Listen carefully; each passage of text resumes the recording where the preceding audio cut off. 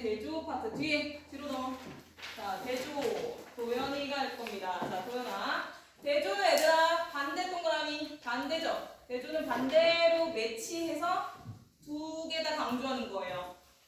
자, 그래서 동그라미 세모 뭐 이런 식으로 하면 의미가 선명하잖아. 그러니까 오히려 찾기 쉬운 거야. 대조가 나오면 땡큐인 거야. 자, 그래서 옆으로 도연아 대조를 불러보세요.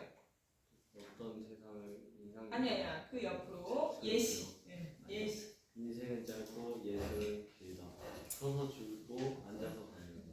자, 여기서 대조가 어디 있을까요? 네, 여기 대조적. 짧고 길다. 그치? 짧고 길다. 얘들아 짧고 길다. 그리고 중간에 한번 끊어봐. 짧고 길다.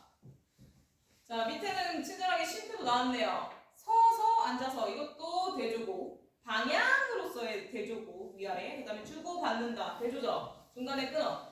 자, 그래서 중간에 끊으라고 한 이유는 리듬감까지 느껴지기 때문이에요. 자, 근데 지금 얘들 중간에 끊어서 앞절 뒷절이 운율이 느껴집니다. 대구라고 해요. 자, 지금 대조의 예시에 대조만 있는 게 아니라 대구법도 나온 거야. 대구법 여기 있거든요. 일단 한번 다시 볼 건데 미리 한번 더 써놓을게요. 대구랑 대조는 세트로 많이 나옵니다. 중간에 한번 끊어서 앞부분, 뒷부분이 짝을 이루는 대칭 구조로 돼 있어요. 형식적으로 대구고요. 이거 형식적 측면.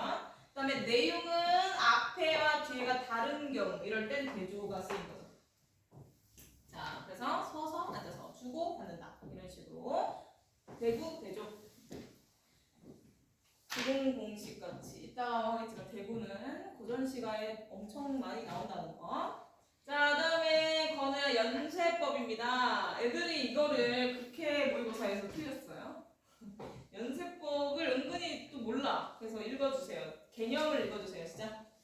앞 구절의 끝 부분을 다음 구절의 첫 머리에 다시 되풀이하는 표현 방법. 네, 앞에 끝, 얘들아 체크. 앞 구절의 끝 부분을 해서 끊어.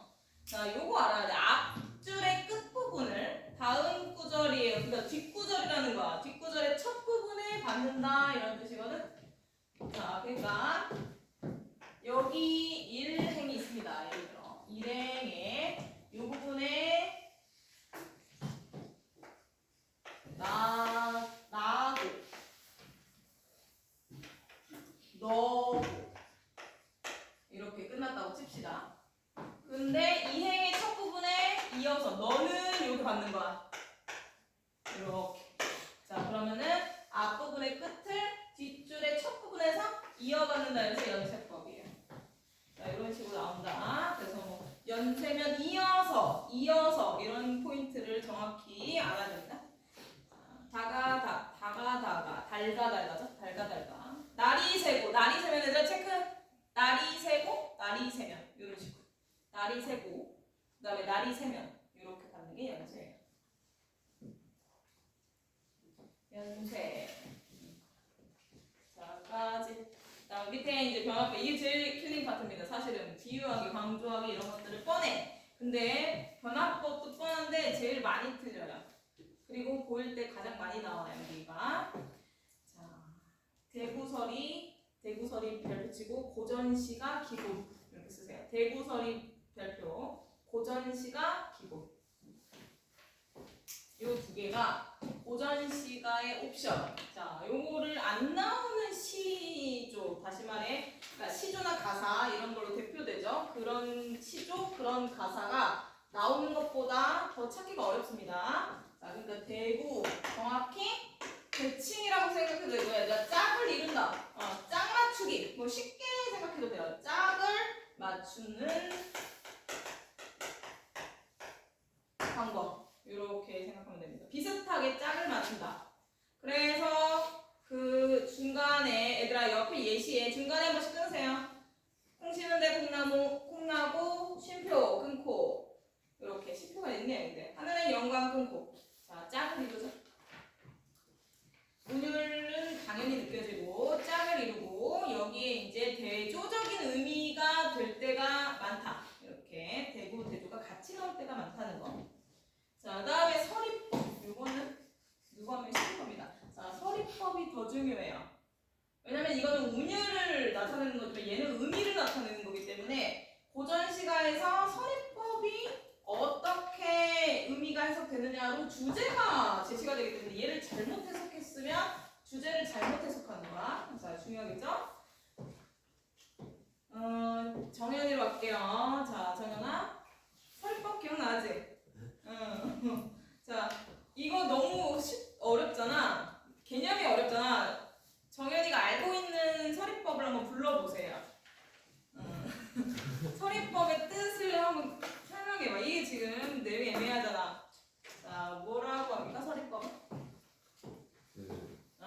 우리 쉽게 얘기 많이 했어. 질문을 했는데 진짜 질문하는 게 아니라 그러니까 질문할 필요 없는 걸 해서 어떤 의도를 가진 거야? 자, 여기서 정리할게요, 얘들아. 자, 서리법에 쓰세요. 여기 이거 말고 좀 쉽게 가자. 더 명확하게. 자, 괜히 하는 건다. 쓸데없는 질문을 해서 쓸데없이 얘들아 미안. 자, 이러면은 좀 헷갈리겠다. 자, 그냥 불필요한으로 할게요. 자, 불필요한 질문을 해서 하는 형식으로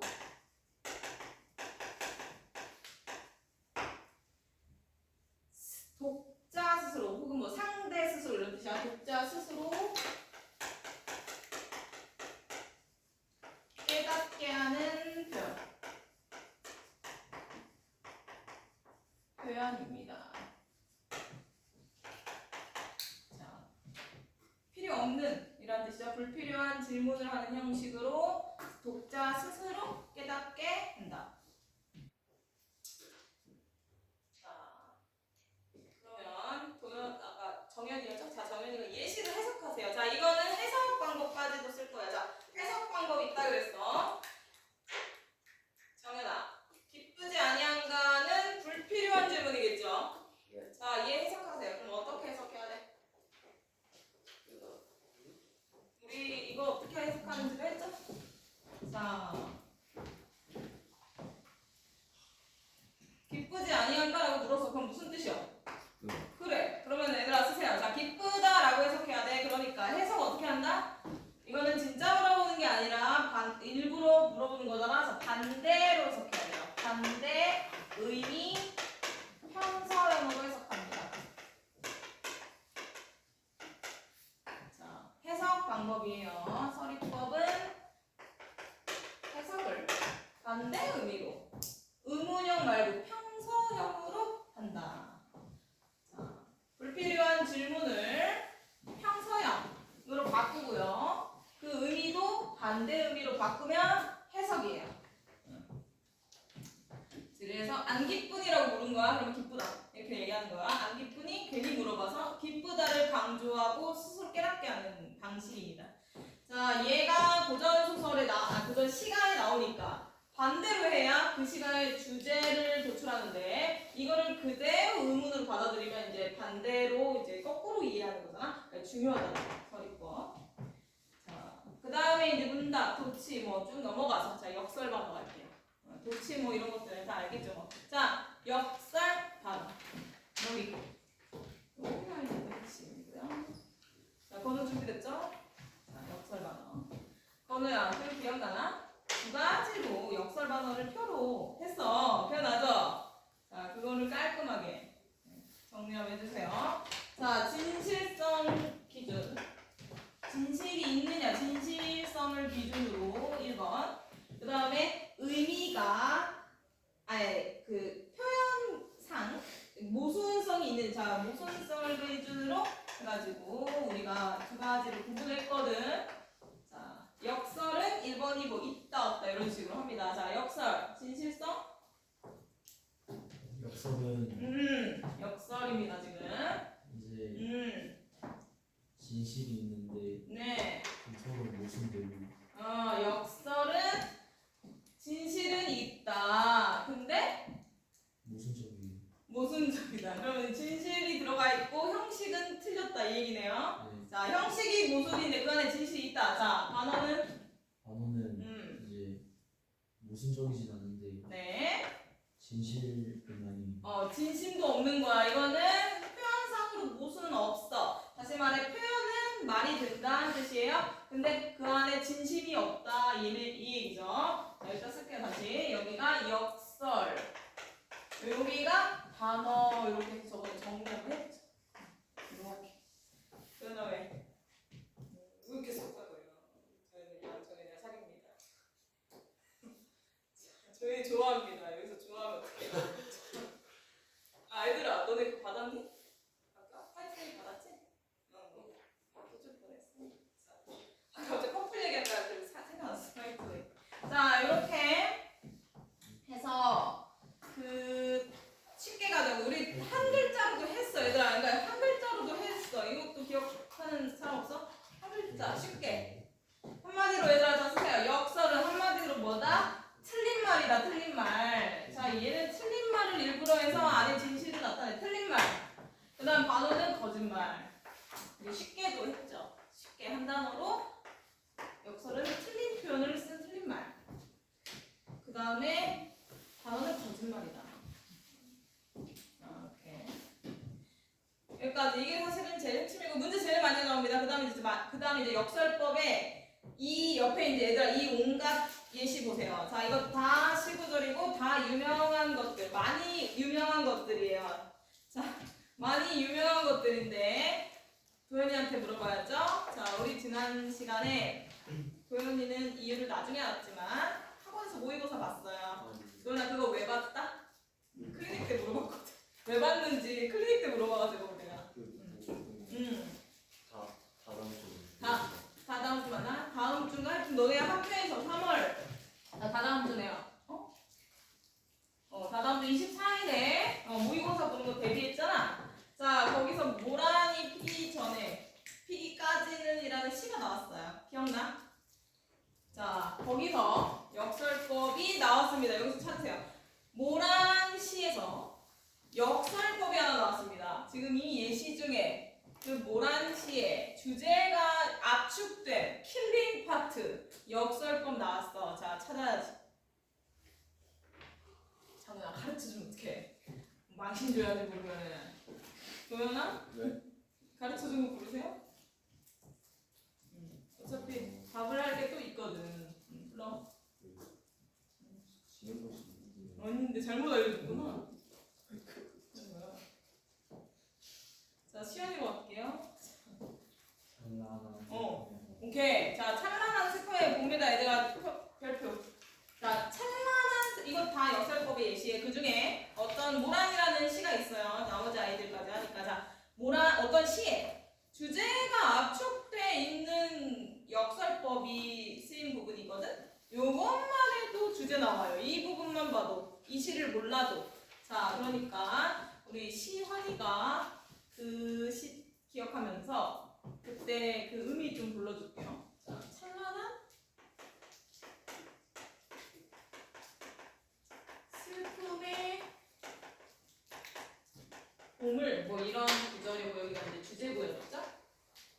이렇게. 자, 모란이 핍니다. 자, 왜 찬란하다? 봄에 모란이 펴. 얘들아, 봄인데 봄에 모란이 피기 때문에 찬란해요. 모란이 피니까 찬란합니다. 모란이 피기 때문에. 자, 그러면 왜 슬프다? 시연아. 그치, 모란이 폈다가 또 지거든.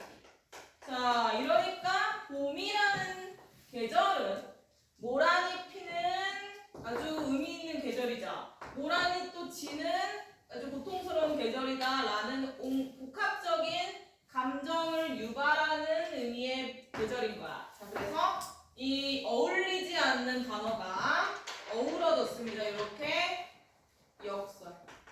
자, 이런 표현이 이제 주제를 함축적으로 드러나는 역설법으로 이렇게 강조가 되는 부분이었죠. 자, 그래서 이 시를 못 봐? 안 봐? 지금 처음 들어도? 그런 내용이겠구나. 이제 드러나죠. 자, 역설은 모순된 표현을 일부러 씁니다. 이런 진실을 나타내기 위해서.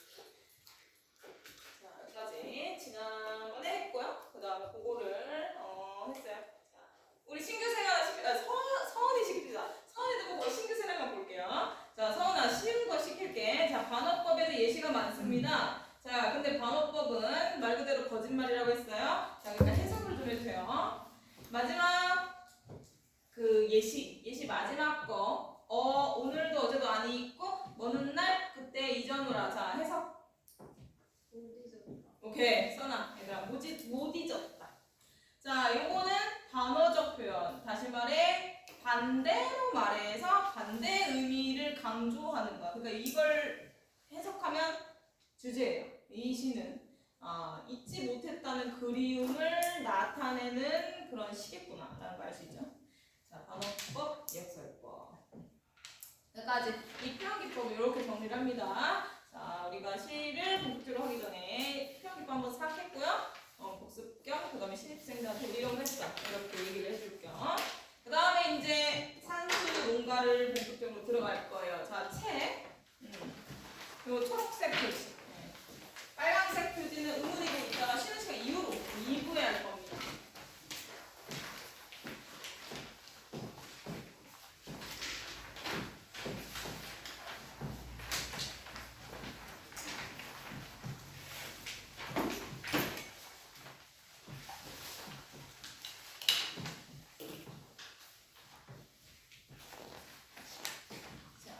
문학의 향기. 이번에 출판사는 미래인이고요. 그 다음에 시험범위나 혹은 학습지 같은 게 나온다. 그럼 나는 반드시 알려주시고. 성현이가 학원을 통해서 보내는 거는 나 받았거든? 성현아, 그 이후로 추가 없어? 추가 메시지. 범위 관련 뭐 이런 거. 그 시가 뭔지 알았어. 뭐냐면, 자, 맞는 줄 확인해. 수락. 아니다. 누룩. 맞아요? 그 다음에 또 뭐 있어? 향수. 맞아? 둘 다 진도 나갔어요? 그 다음에 또 뭐 없어? 그 끝이 행복한 추억을 그 희곡 뭐야? 모르겠어요. 그래. 아직 애들이 다 거기까지는 업데이트 됐는데 희곡 뭔지는 안 알려줘. 자, 소설에 추가되는 거 없지? 그게 제일 큰 문제야. 소설 추가 없죠? 그 있으면 진짜 박 터진다. 이렇게 얘들아, 지금 나온 것만 하면 일단은 7작품이에요. 문학 작품. 총. 그러니까 소설이 만약에 하나 더 나간다. 그럼 이제 머리 아프니까 지금 빨리 말하세요. 만약에 그런 이슈 있으면. 자, 그러니까 너네는 이번에 시험이 문학이에요. 문학이랑 뒤에 논증 방식. 그러니까 문학을 많이 배울 거다. 표현기법 나오겠죠. 그러니까 미리 했습니다. 자, 우리 산수유농가 농사는 내용이 어렵지는 않습니다. 그래서 정확히 주제를 어떻게 이해해야 되는지 주제에서 문제 나올 거예요. 주제의 의미를 정확히 해석하는 거. 다시 말해 정서. 그 다음에 그 시적 대상의 의미. 요게 제일 중요하다는 뜻이야. 자, 그래서 얘들아 11페이지 보세요. 11페이지.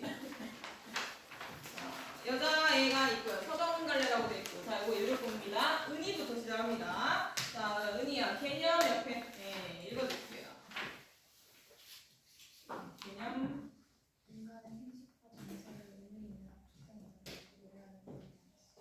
네, 자, 얘들아 서정갈래는 시예요. 자, 그 시의 개념인가? 그러니까 서정갈래에다가 아예 시라고 쓰시고요.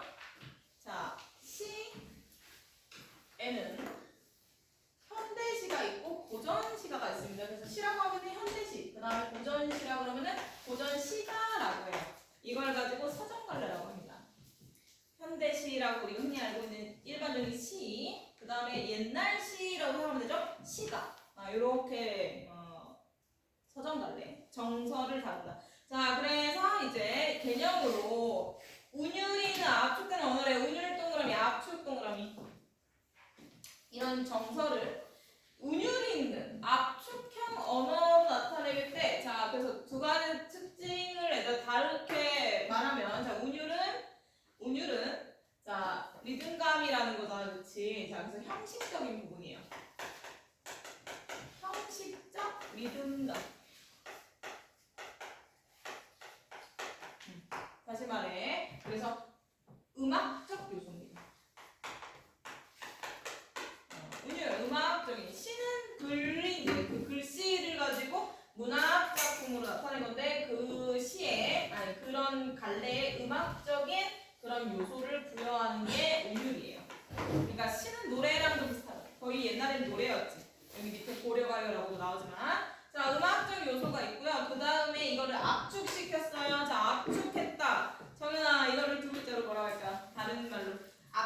있다는 거는 그 안에 뜻이 숨어 있다는 거야. H를 히읗 함축. 그렇지. 함축이라는 거지. 함축. 그러니까 압축해놨다? 그러면 압축됐다는 거는 그 안에 숨은 긴 뜻은 숨겨놨다는 거잖아. 그러면 함축이라고 그러죠. 함축적 의미. 라는 뜻이야. 압축했다? 다시 말해 함축적 의미를 해석해야 된다. 자, 그래서 요거는 이제 서정적 요소죠. 그러니까 서정적 의미입니다. 요소. 내용적이라고 돼요. 내용적 요소. 자, 음악적 요소, 서정적 혹은 뭐 내용적 요소 이렇게 핵심의 은일 압축. 자, 이렇게 정리를 해놨고요. 그 다음에 하이갈래 그래가지고 요 시는 맨 끝에 나왔네요. 현대시 여기 이제 시고요. 얘들아 묶어봐 한번. 밑줄 쭉 치세요. 고대가요부터 한시까지. 자, 그 밑에 하이갈래 고대가요부터 한시까지 밑줄 쳐서 이게 시가야. 정확히는 고전시가죠. 고전시가. 자, 고전시가가 고대가요부터 한시까지 이렇게 나왔고 그 뒤에 현대시가 우리가 흔히 말하는 시입니다. 고전시가와 시가 이렇게 하이갈래로 제시가 됐죠. 자, 여기까지 해서 이제 서정갈래 개념 기본 기준 했고요. 그 다음에 밑에 그럼 물어보자. 현우야, 서정갈래가 시면은 소설은 뭐겠어? 무슨 갈래겠어? 시가 서정갈래래. 그러면 나온 김에 테스트. 소설이나 수필같이 압축 없는 긴 글 이런 거 무슨 갈래라 그래요? 이야기 이런 거. 서까지 똑같아. 서사갈래. 나온 김에 서사. 자, 이거는 이제 우리가 뭐 당연히 선지에 이렇게 바꿔 나올 수도 있거든. 자, 이런 게 이제 대표적으로 소설이야.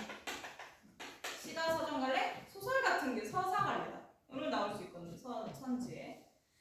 자, 그 다음에 이제 본격적으로 밑에 얘들아 아무것도 아닌 것 같지만 이게 굉장히 중요한 내용이에요. 여기 밑에. 자, 이게 이 서정갈래 다시 말해 시에 우리가 시에서 풀어내야 될 문제가 요구하는 그 뼈대 4개예요. 자, 이제 볼게요. 1, 2, 3, 4.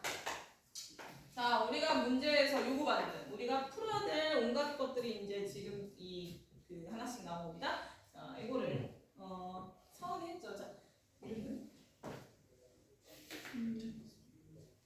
다이였나? 다이 있어요. 다이가 여기까지. 다이가 시작하자 한 줄 시작.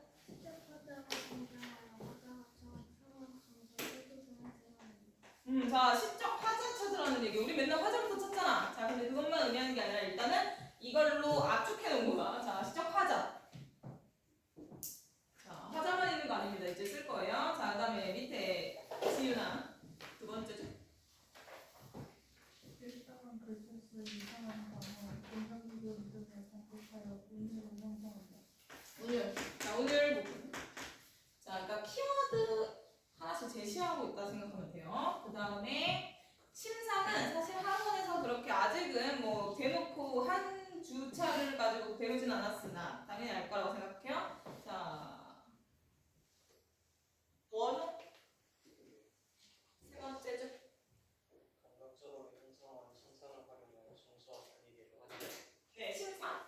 자, 신상 파트다 이런 얘기죠. 자, 이건 다시 말해 이미지라고 하고요. 너네가 들어봤을 거예요. 청각적 신상, 시각적 신상. 들어봤지, 도연아? 그런 것들이 여기서 신상이라고 말합니다. 자,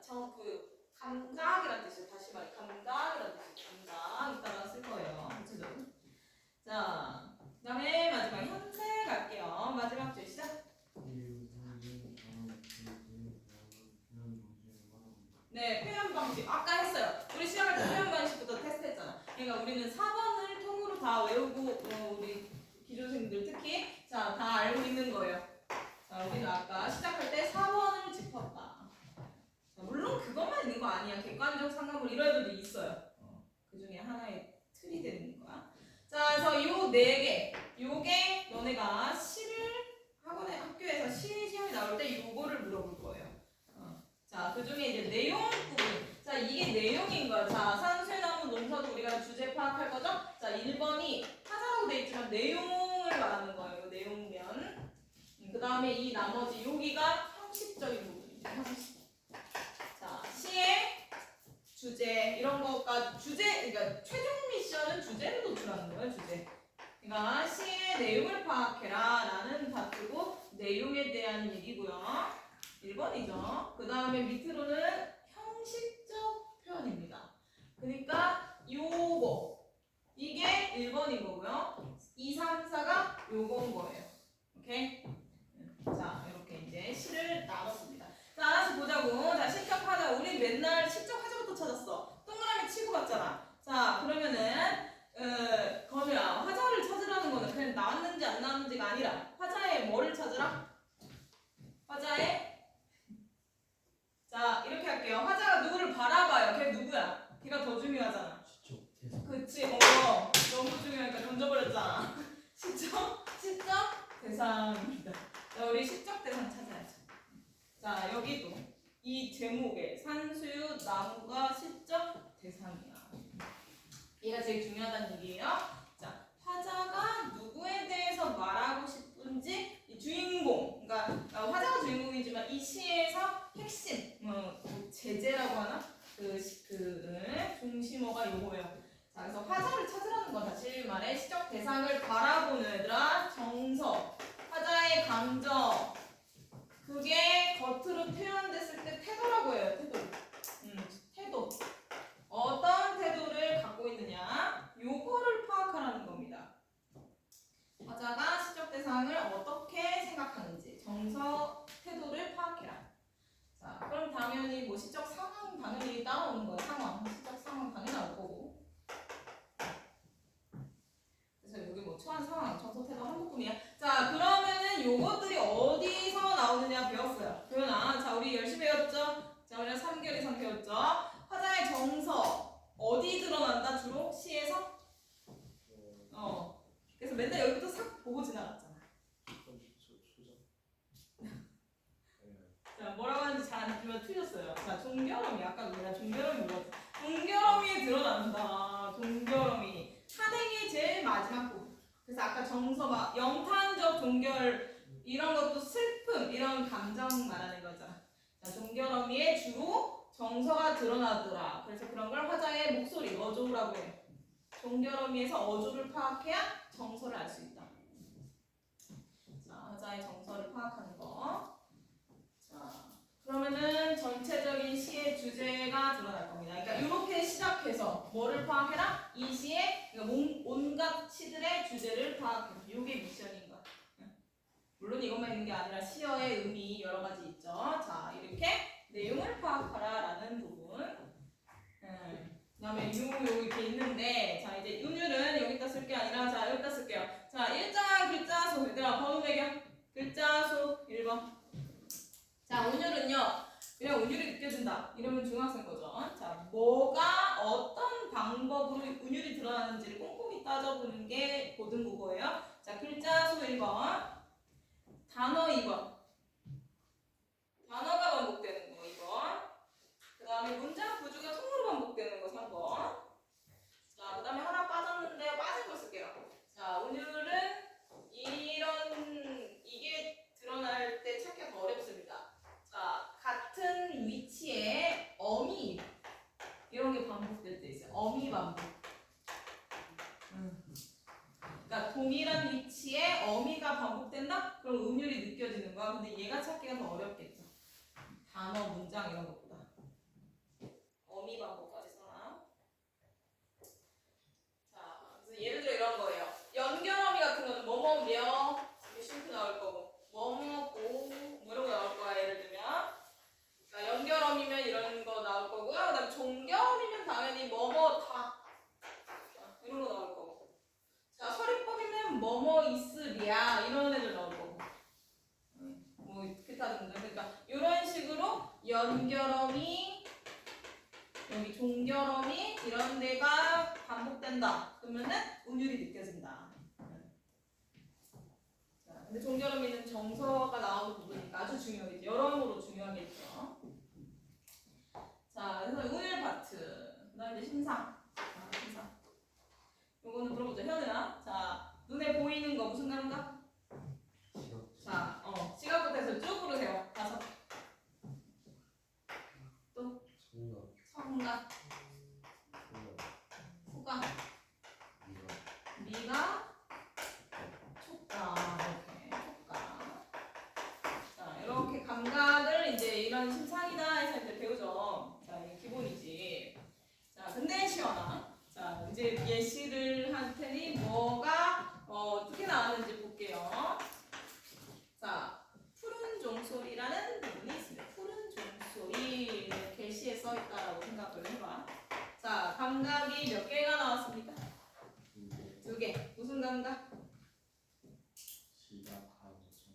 시각하고 청각.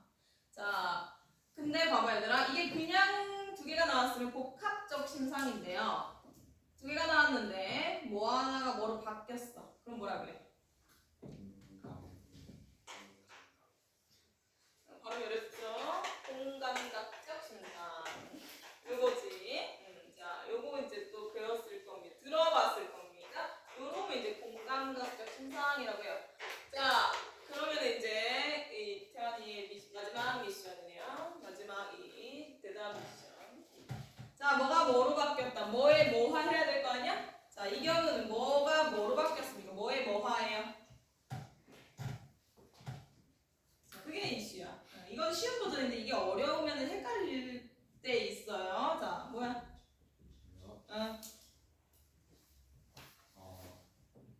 청각의 시각화. 이렇게 청각의 시각화 답이고요. 자, 청각의 시각화 이렇게 청각이 시각으로 바뀌었다는 뜻이에요. 자, 청각이 시각으로 바뀐 일이에요. 참고로. 근데 이거 어떻게 하는지를 알아야 될 거 아니야. 이건 쉬운 버전. 자, 어려워지면 어려울 거 아니야. 자, 쉬운 버전이고 어떻게 파악하냐. 자, 원관념을 찾으세요. 얘가 원관념이야. 자, 지금 종소리가 들리는 상황입니다. 시적 상황이. 이거 시구절이에요. 참고로. 향수야. 향수. 너네 시험범위 들어가잖아. 거기 푸른 종소리가 나야. 하여튼 맞을 거야. 자, 이 소리를 듣는 상황이에요. 하자. 자, 원관념은 듣고 있는 종소리야. 자, 그걸 갖다가 푸르다라고 표현한 거예요. 그러니까 뭐에 뭐 하는 여기가 원관념인 거야. 뭐를 어떻게 했느냐 이렇게 생각하면 되죠. 원관념 찍고서 방점 찍고 그거를 어떻게 표현했는지를 감각을 이렇게 파악하면 돼요. 요거. 자, 이런 식으로 뭐 공감각적 심사 나온다. 근데 너네가 헷갈릴 때는 이거예요. 제일 어려운 게 뭐 있어? 이런 건 쉬운 거죠. 제일 어려운 감각 두 개 섞으면 뭘 것 같아요? 애매한 거. 냄새인지 맛인지 요거 헷갈려요. 이거 헷갈리는 예시 나중에 해줄게. 자, 요게 이제 그 섞이면 조금 헷갈립니다. 자, 섞은 표현 방식 아까 했죠? 자, 표현 방식 아까 했지? 자, 그러니까 이제 드디어 본문 우리 산수 농가로 갈 건데 얘들아 요거 이제 유심히 보세요. 자, 요거 이 노랑을 유심히 봐. 노랑색 중요해요. 노랑색이 이 산수 농가의 주제랑 밀접하게 관련이 있습니다. 표현 기법과 노란색 잘 보시고 이렇게 생겼어. 산수 나무래요. 그 다음에 누가 할까? 은채 맞죠? 은채가 아니다까 보아라까지 읽을 거예요. 3회. 그 다음에 다이가 그 밑으로 끝까지 읽을 겁니다. 나무는부터 그늘이다까지. 오케이? 자, 시작. 현실의 영어가 여기지고 커트를 현실의 영어는 그날 보였다. 나오는 그날이 옥말렸는다고 불평하는 사람들은 보아라. 나무는 그늘을 그냥 그리는 게 아니다. 그를 또한 나무를 하는 분이다. 현실의 나무가 그늘의 모습을 짓고 있다. 꽃은 하늘에 피우지만 그늘은 땅에서 넓어진다. 현실의 나무가 너희처럼 문자를 짓고 있다. 서로 모으는 것을 무언 작사에 다섯 개 문제를 피우겠다. 자, 이거 노송 안 나눈다는 사람 없죠? 현세야, 이거 당연히 끝났잖아. 자, 어땠어? 학교에서 배울 때 내용 싹 이해 갔어요? 무슨 주제야?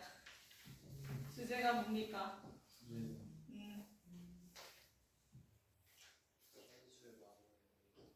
용사. 그 제목이고요. 제목이지. 이거 어떻다는 거야? 산수의 나무의 용사 무슨 말이야? 제목만 들으면 모르잖아. 노력? 노력을 하세요. 자, 들었죠? 열심히? 저 담임쌤이 아니라 국어쌤 잘하고 해봐.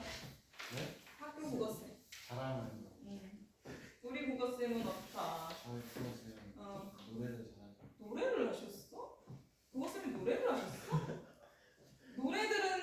당황스러워. 학교 선생님인데 국어 쌤인데 수업시간에 노래하셨다고? 담임 쌤이에요 혹시? 그랬어. 담임 쌤이 혹시? 노래를 왜 하셨어?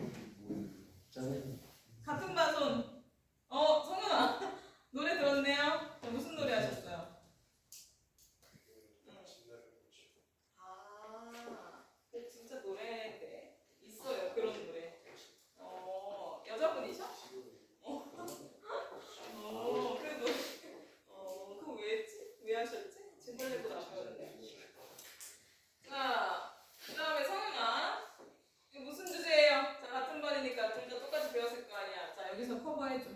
주제 뭐야?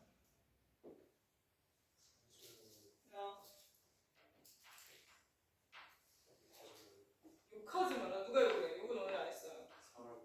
사람이 욕을 언제 했어? 사람이 산수남한테 욕을 안 했어요. 자, 얘들아, 자, 뭐야? 정연아, 무슨 뜻이야? 마지막 질문. 자, 무슨 주제야? 주제 뭐예요? 그늘에 그늘에 대해 뭐라고 생각하고 있어?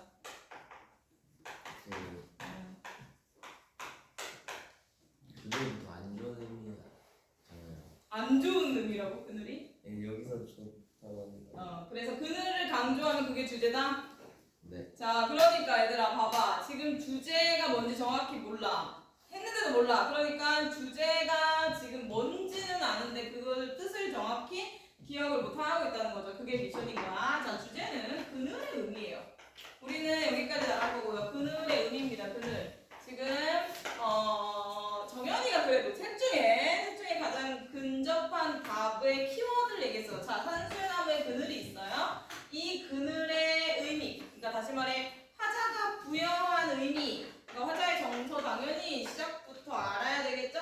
이게 주제예요. 자, 요게 이제 주제입니다. 자, 그래서 이제 1년 1행 산수유나무가 얘들아 시적 대상 네모. 자, 화자는 산수유나무에 대해서 얘기하고 있어요. 자, 이 산수유나무가 시적 대상이죠. 자, 화자가 산수유나무를 어떻게 바라보느냐, 이게 정서라고 했고요. 자, 일단 산수유나무를 묘사합니다. 노란 꽃을 터뜨리고 있다. 아까 우리가 봤던 노란색. 자, 이게 이 시에서 가장 두드러지는 형식적 표현이에요. 노란색. 우리 감각했지, 시원아. 이거 무슨 감각이다? 자, 오감 중에 시각이죠. 자, 시각적 심상이 드러나는 거예요. 우리 심상했고요. 그 중에 노란색이라고 시각적 심상이 형식적 표현으로 제일 먼저, 제일 지배적으로 드러나요. 이 시 자체가 노랗잖아. 자, 노란 꽃, 노란색. 자, 시각적 심상이고요. 이걸 정확히 세 글자로 뭐라고 할까요? 무슨 어라 그래요? 오케이, 배웠네요. 색채. 그러니까 같은 얘기야. 시각적 심상이고 당연히 색깔은 시각이고요. 정확히는 색채를 사용해요. 자, 표현기법 1번. 표현상 특징 1번인 거야. 표현상 특징. 노란색. 색채 하나요. 표현상 특징.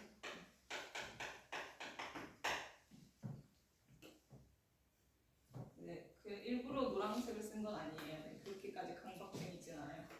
우연일치 노란색을 썼습니다. 자, 그 다음에 마음의 그늘. 자, 산수유나무는 그늘도 노랗다. 그러니까 이거 강조하는 두 번이나 나왔잖아. 자, 산수유나무에서 얘들아, 자, 시적세상 나무에서 정확히 좀 확장합니다. 산수유나무의 그늘로 확장돼요. 산수유나무의 그늘. 자, 산수유나무에 대한 시선에서 산수유나무의 그늘로 확장이 되는 거야. 자, 그래서 노랗다라는 이 시각적 심상이자 색채를 두 번 반복합니다. 두 번 반복. 산수유나무 그늘도 노랗다. 이런 식으로 노랗다라는 표현상 특징이 두 번이 반복된다. 생생함, 생생함 이런 것들은 당연히 선명한 이미지 이런 것들은 당연히 맞는 얘기겠죠. 그러니 자, 마음의 그늘이 옥말려 든다고 불평하는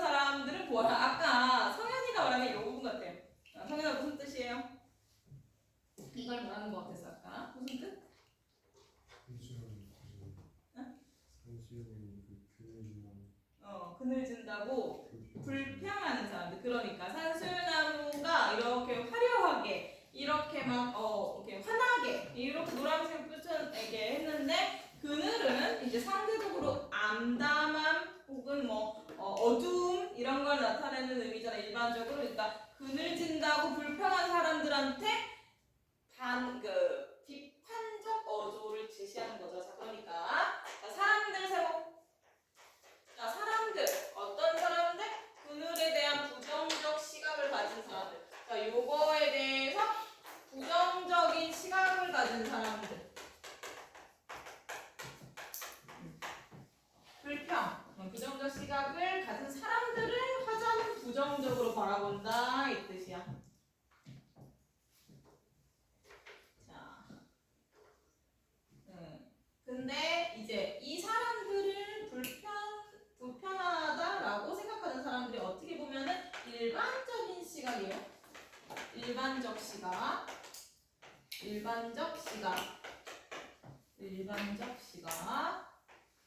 근데 이 시각을 비판적으로 화자가 바라본단 말이죠. 그러니까 화자가 이제 밑에서 점점점 표현을 할 건데 화자가 불평하지 마 이러면서 그늘에 대해서 드러내는 시각이 화자의 참신한 시각이 되겠죠. 여기 있다가는 그거 말고 화자의 관점 이렇게 드러난다. 관점과 사람들의 관점이 대조된다.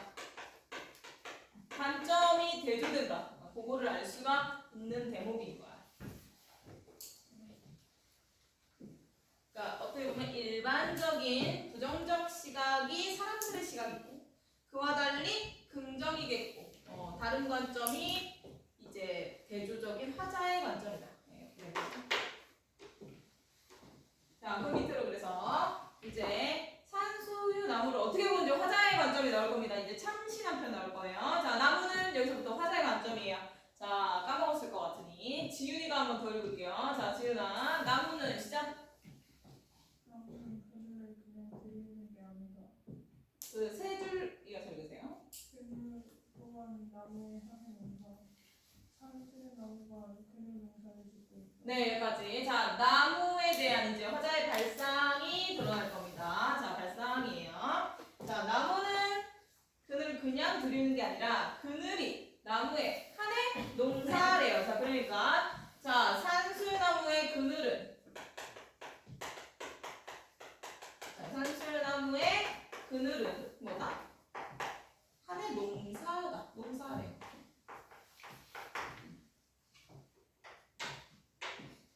자, 성현아 무슨 법? 의율법. 자, 산수나무가 농사를 짓고 있대요. 그러니까 농사는 그러니까 그 농사의 결과물이 정확히 그늘인 거야.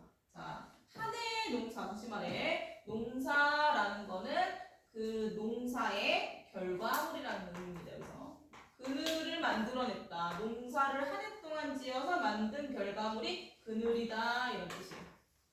자, 이런 식으로 그늘에 빗댔습니다. 뭐 비유적 표현이라는 뜻이죠? 표현 기법 두 번이네요. 자, 비유적 표현. 그늘을 산수나무의 농사에 빗댔다. 비유적 표현. 자, 이게 여기 이제 표현 3특제 두 번째가 되는 거죠. 산수나무가 그늘 농사를 지었다. 그늘이 농사다. 자, 근데 이제 봐봐. 그러니까 산수나무가 그늘 농사를 짓고 있다 이렇게 나오네요. 자, 주어가 산수나무야. 자, 얘가 주체가 됐고 얘가 주체가 돼서 농사를 짓고 있다라고 해서 이제 농사 짓는 사람에 빗댔네요. 정확히는 농부에 빗댄 거야. 농부. 그죠? 자, 그러니까 성은아 무슨 법? 의인법인 거야. 자, 산수유나무를 주체화해서 자, 그늘 농사를 짓고 있다라는 식의 농부, 다시 말해 사람의 빗대는 의인법을 썼어요.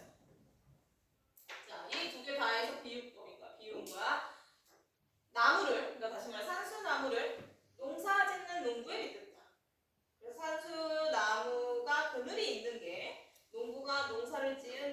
결과물이다. 여기 이렇게 해석을 한 거죠. 이런 식의 설정을 한 거죠. 그래서 이런 설정 자체, 요게 얘들아 이게 뭐다? 발상. 화자의 관점이 어떤 관점이다? 참신한 발상이다. 이렇게 볼 수 있다는 거예요. 참신한 발상.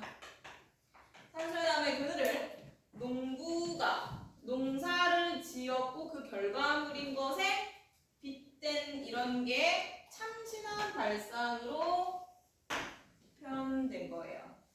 표현상의 특징 이렇게 이어갑니다.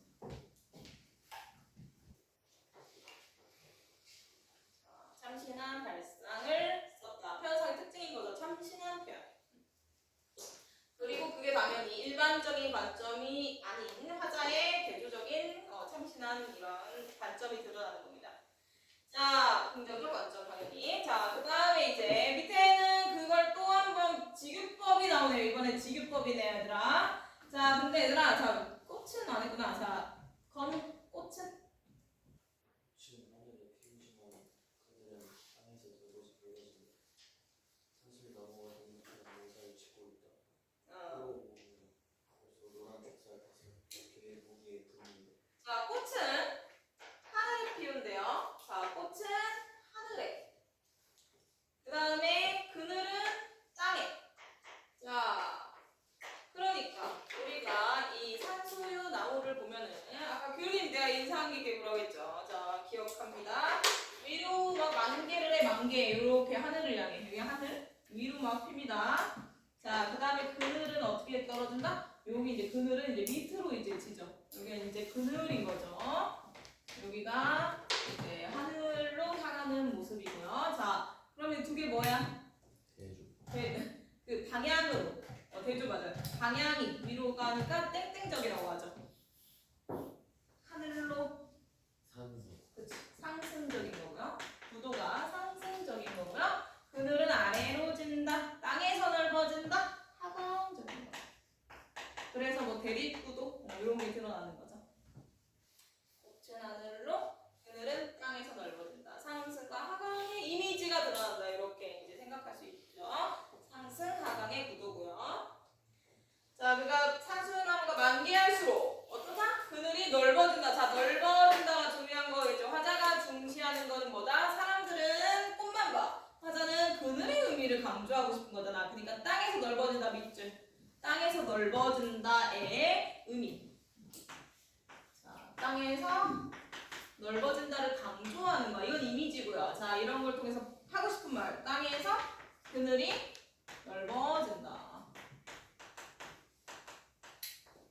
뭐죠? 자, 그럼 이제 그늘의 의미를 쓰자고요.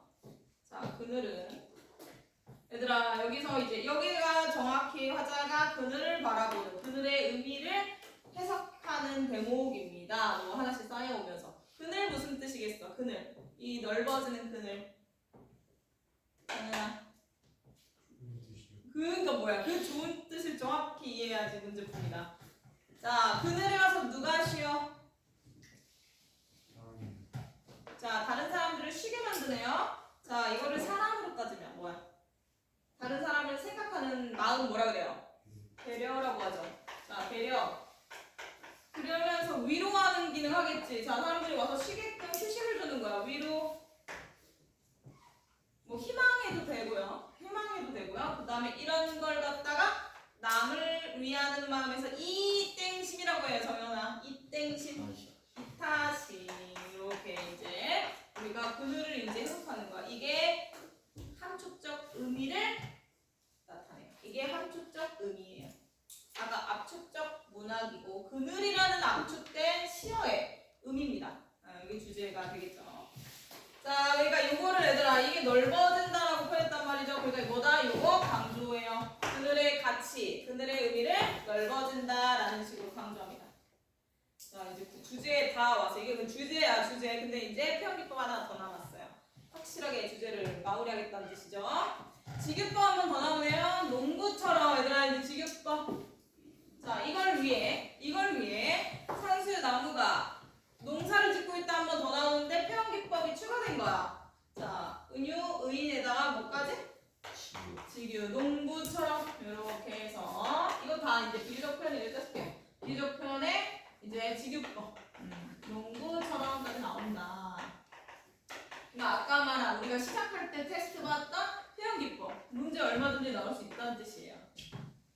자, 그 다음에 이제 끌어모으면 벌써 노란 좁쌀 5대 무게 그늘이다. 자, 이제 이 표현 기법 이걸 맞춰야 돼. 이런 것들이 수사법이라면 표현 기법은 이런 것까지도 표현 기법이라고 하거든. 자, 그늘을 끌어모으면 노란 좁쌀. 자, 그늘을 끌어모으면 노란 좁쌀. 무게라고 할게요. 자, 노란 좁쌀 5대 무게다. 자, 그늘의 무게가 땡땡 뭐다? 좁쌀. 노란은 그늘이니까 노란이야. 자, 좁쌀 5대.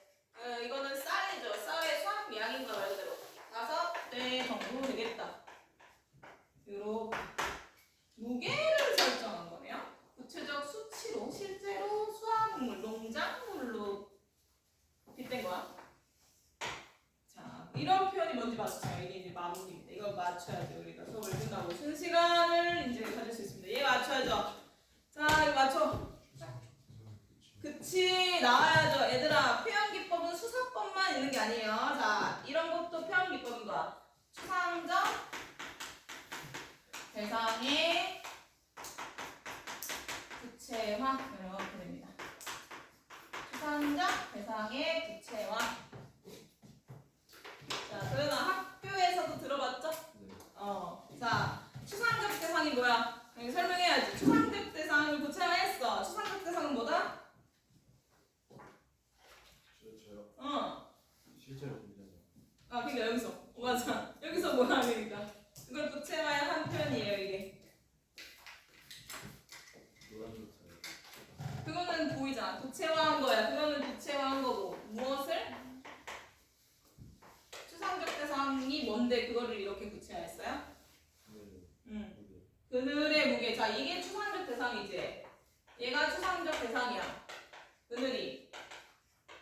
자, 그럼 표현 안 끝났어. 자, 그늘은 눈에 보여 안 보여? 그늘이 있어. 그럼 눈에 보여 안 보여? 보이잖아. 근데 왜 추상이야? 눈에 보이는데요. 자, 시안으로 갈까? 자, 시안아 거의 다 왔어요. 자, 그늘은 눈에 보이는 시각의 대상이다. 근데 왜 그게 추상일까?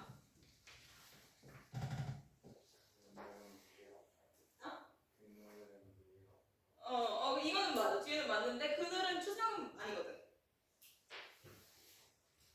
실제로는 얘가 무슨 뜻이겠어? 그늘. 그렇지. 얘들아, 요거라 그래요.